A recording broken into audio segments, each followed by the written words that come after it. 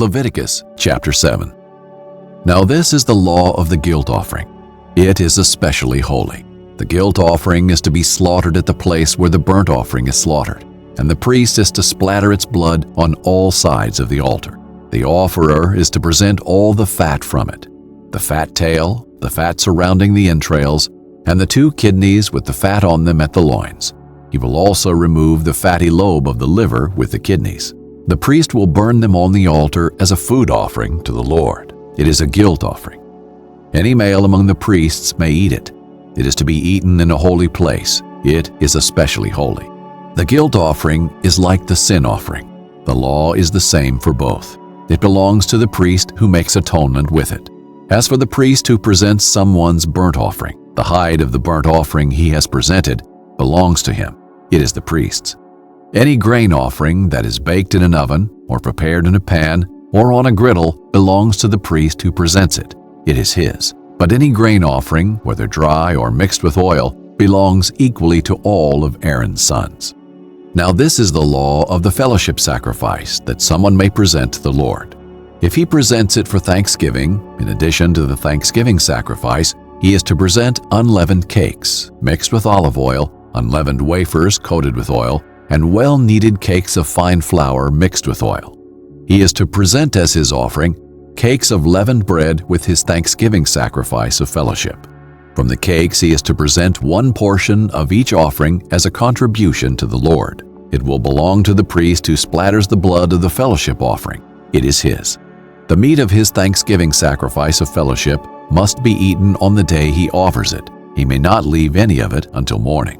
If the sacrifice he offers is a vow or a free will offering, it is to be eaten on the day he presents his sacrifice, and what is left over may be eaten on the next day. But what remains of the sacrificial meat by the 3rd day must be burned. If any of the meat of his fellowship sacrifice is eaten on the 3rd day, it will not be accepted. It will not be credited to the one who presents it. It is repulsive. The person who eats any of it will bear his iniquity. Meat that touches anything unclean must not be eaten. It is to be burned. Everyone who is clean may eat any other meat.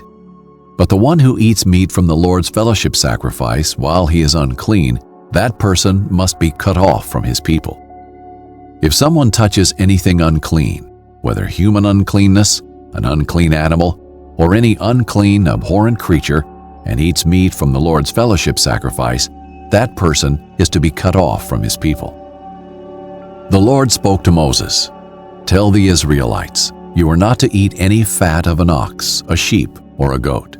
The fat of an animal that dies naturally or is mauled by wild beasts may be used for any other purpose, but you must not eat it.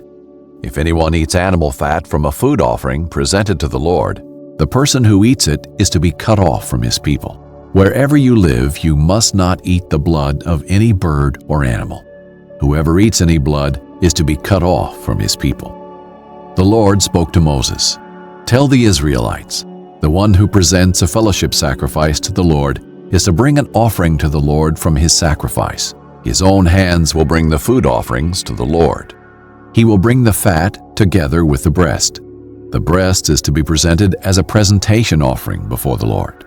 The priest is to burn the fat on the altar, but the breast belongs to Aaron and his sons. You are to give the right thigh to the priest as a contribution from your fellowship sacrifices. The son of Aaron who presents the blood of the fellowship offering and the fat will have the right thigh as a portion.